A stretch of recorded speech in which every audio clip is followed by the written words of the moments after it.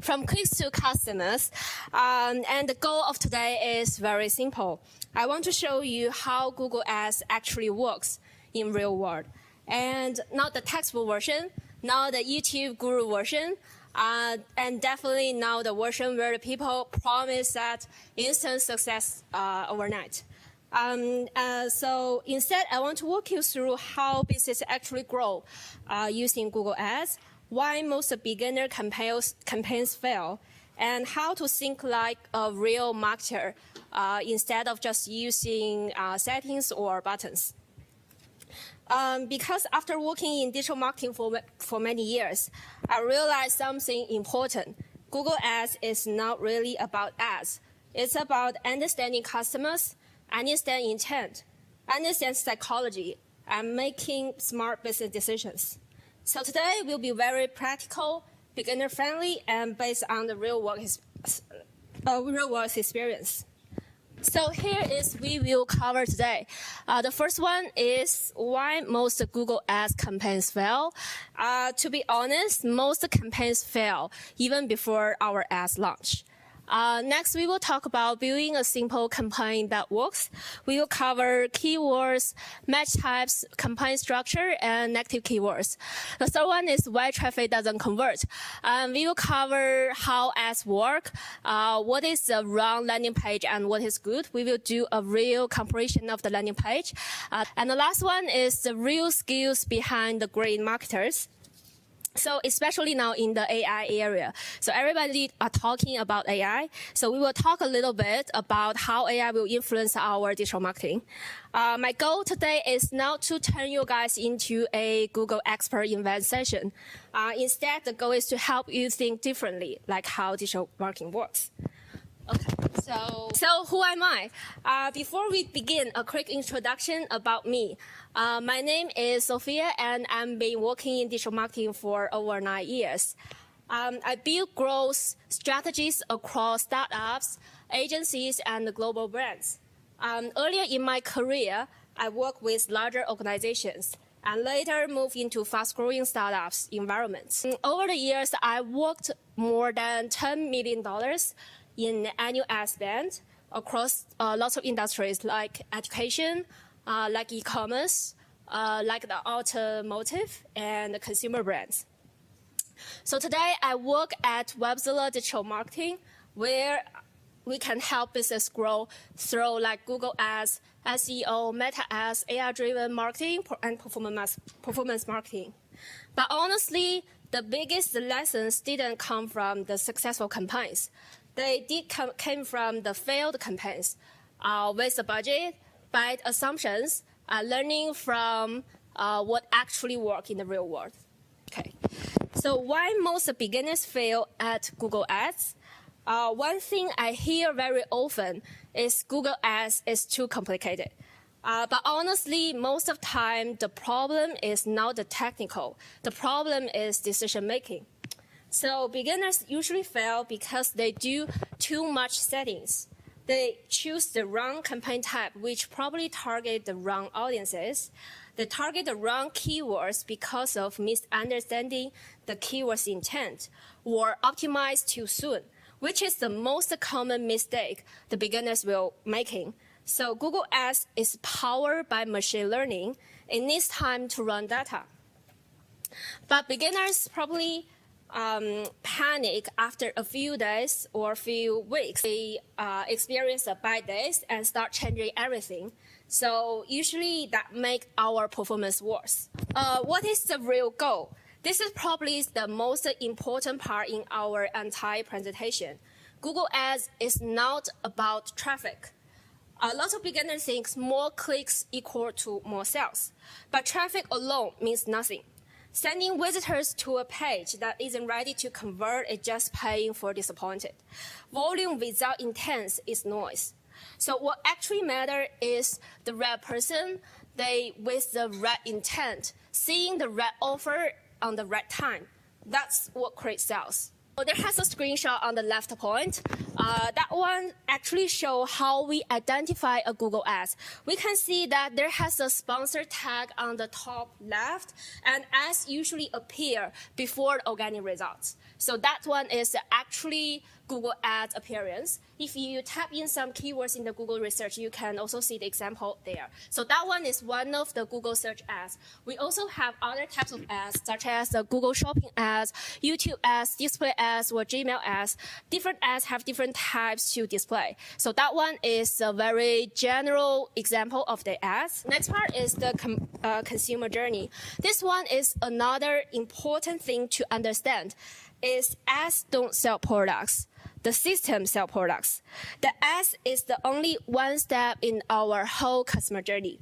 So someone searches at the very beginning and they will see our ads when we promote it.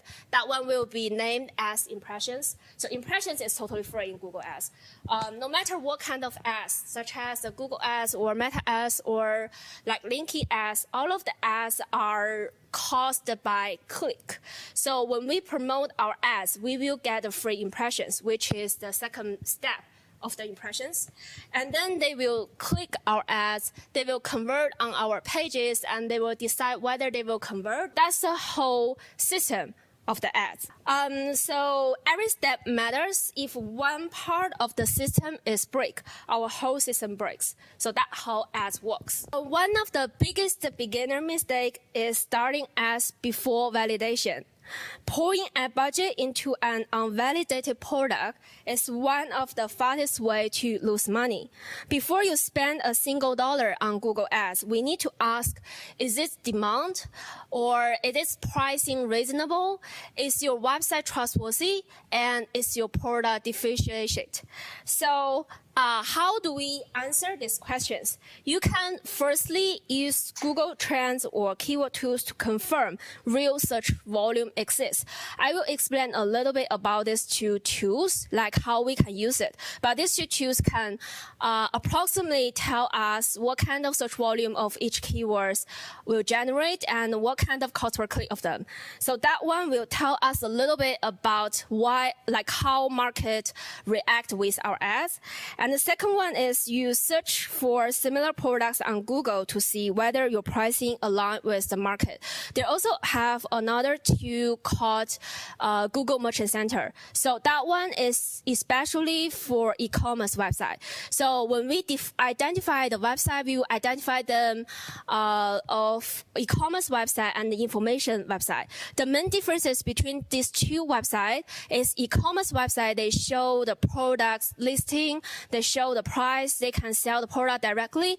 But information website, they generate leads. For example, we are a lawyer company or we are a digital marketing agency. The main goal of our website is to receive leads. Otherwise, our e-commerce website, our main goal is sell the product. So that's the main differences between these two websites. So for the e-commerce website, we will definitely use the Google Merchant Center, just like what I said before. So we need to index these kind of products from our Shopify or WooCommerce. Then we pass them to the Google Merchant Center. Then we have the chance to show these products on the Google. That's how we see our Google Shopping ads. So that's how that works. So Google Merchant Center will also give us a benchmark of pricing. For example, if we sell the cat water fountain, we want to sell them as $80. And I want to know whether it is reasonable. The first one is I can search the product in the Google to see what the price of other competitors sell. So that's the first step. But that one is a little bit general because we probably cannot identify the main differences between us and others. So we can also use the Google Merchant Center. Google will index all similar products in this tool, and they will tell us the benchmark of each price. And they will give us a suggestion to say, hey, you sell $80, it's a little bit expensive. I suggest you to have a sale promotion, and I suggest you to sell it around $60. So that's how Google Merchant Center works. That one will help us to identify the pricing, whether it is reasonable. And the third one is the website trustworthy. So normally we need to check whether our website has real customer reviews or clear selling points or a smooth checkout process. So why we need our website have this kind of points? Because we need our website legit. When customer, they see the ads, they probably first see our products. They probably have some doubts about our products, whether it is legit, whether you probably close your website immediately after I pay for that. They probably have this problem. So we need to let other customer give us a backup to say, hey, there's has a real customer. They give us a real 5-star Google review, and you have the clear key selling points about why we need to choose you, such as we have more than 5 years industry experience, or we have a direct factory price of our products. These belongs to the key selling points.